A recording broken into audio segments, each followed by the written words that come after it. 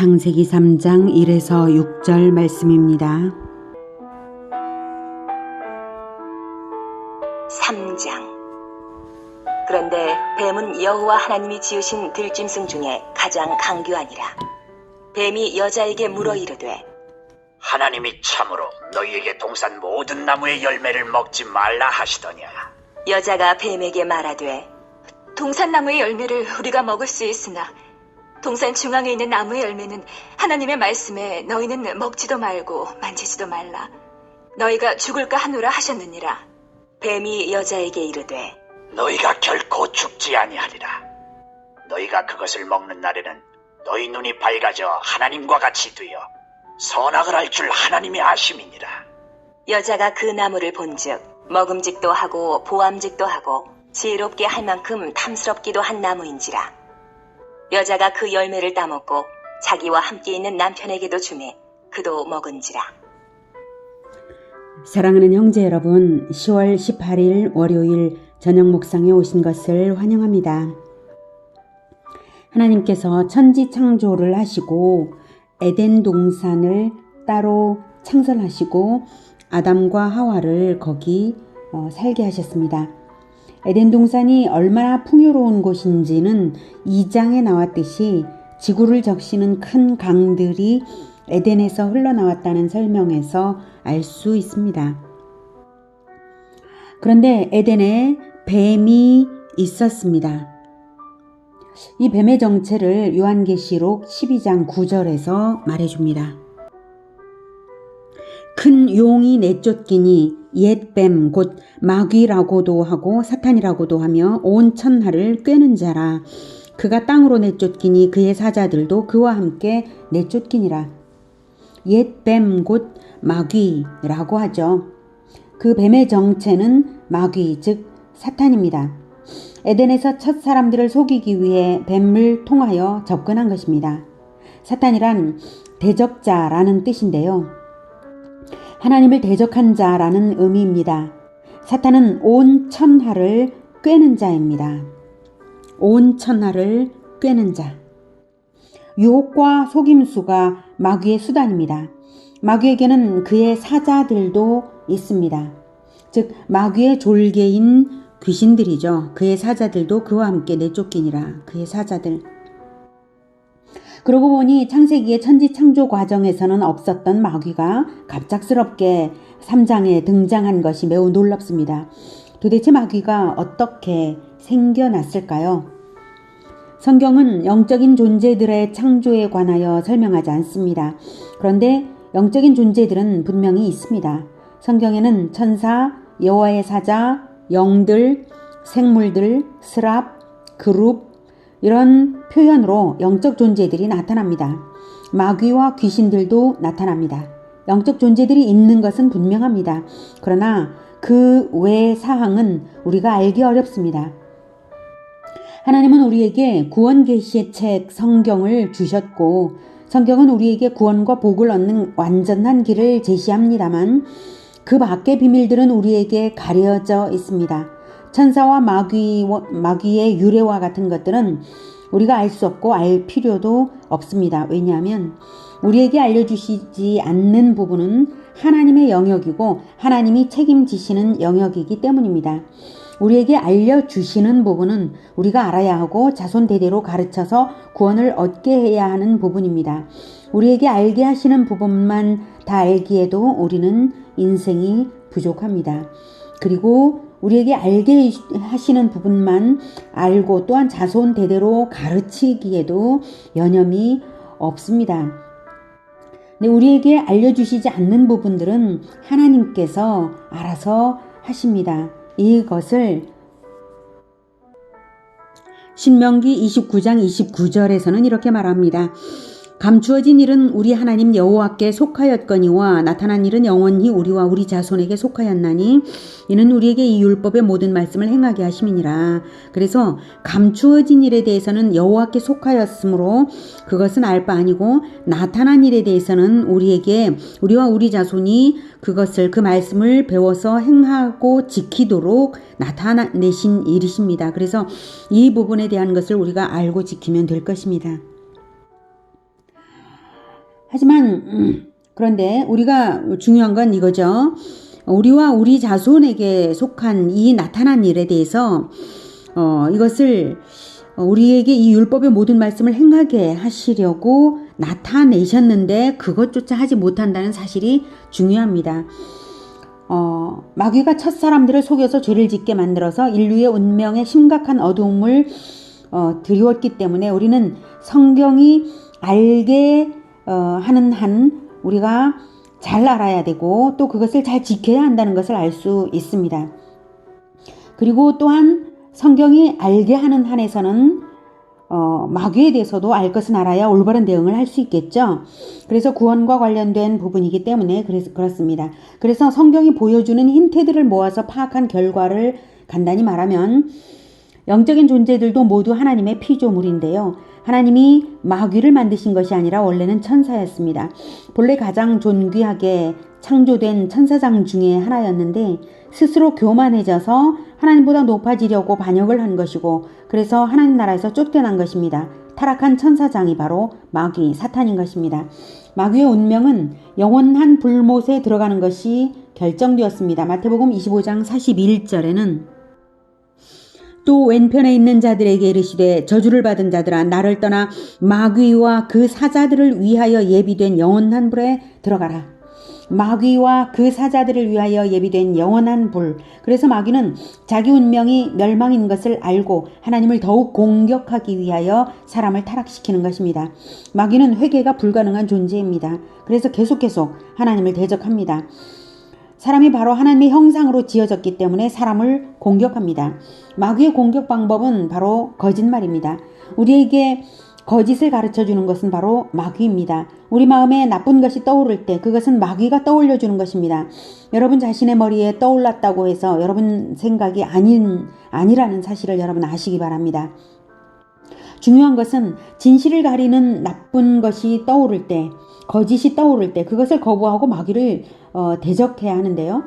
그런데 문제는 무엇이 진실인지를 잘 모를 때는 거부하지 못하고 속아 넘어가게 된다는 사실이죠. 1절에 보면 하나님이 참으로 너희에게 동산 모든 나무의 열매를 먹지 말라 하시더냐? 이렇게 마귀가 여자에게 묻습니다. 이렇게 묻는 의도가 무엇일까요? 그것은 여자가 진실을 잘 알고 있는지 떠보는 것입니다. 하나님과 아담 사이에 맺은 선악과 언약, 그것을 여자가 잘 알고 있는가 테스트하는 것입니다. 잘 모르고 있으면 그 틈을 타서 거짓말을 하려는 수작입니다.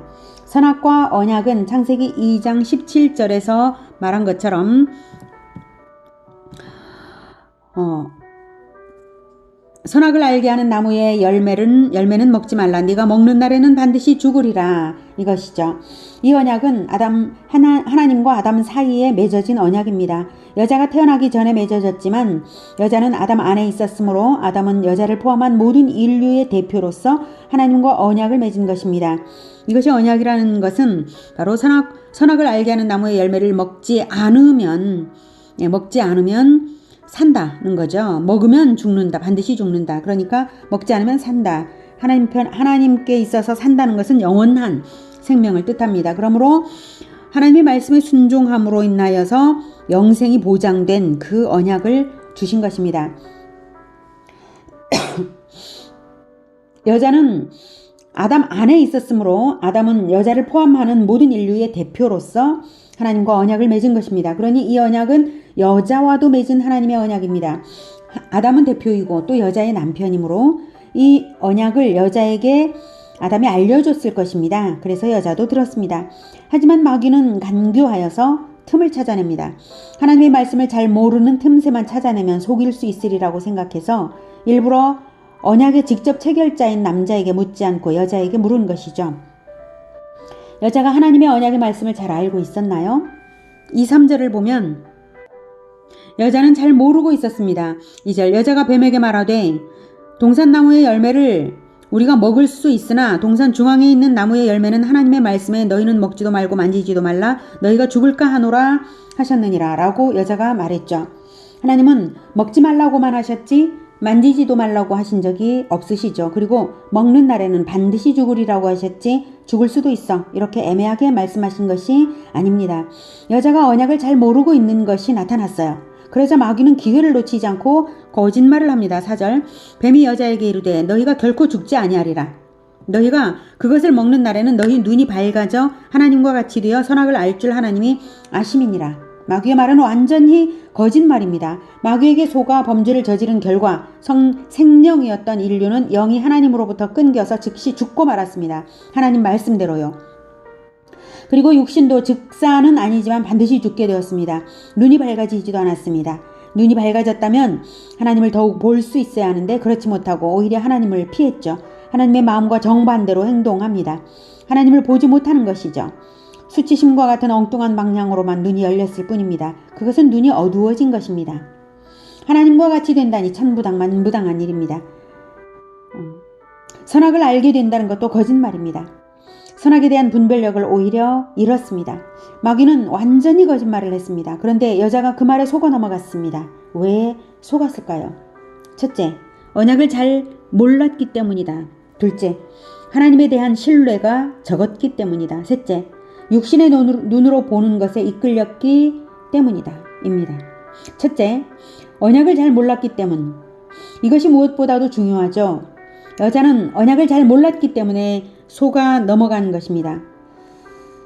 언약을 잘 알았다면 하나님에 대한 신뢰가 높아질 수 있었을 것입니다.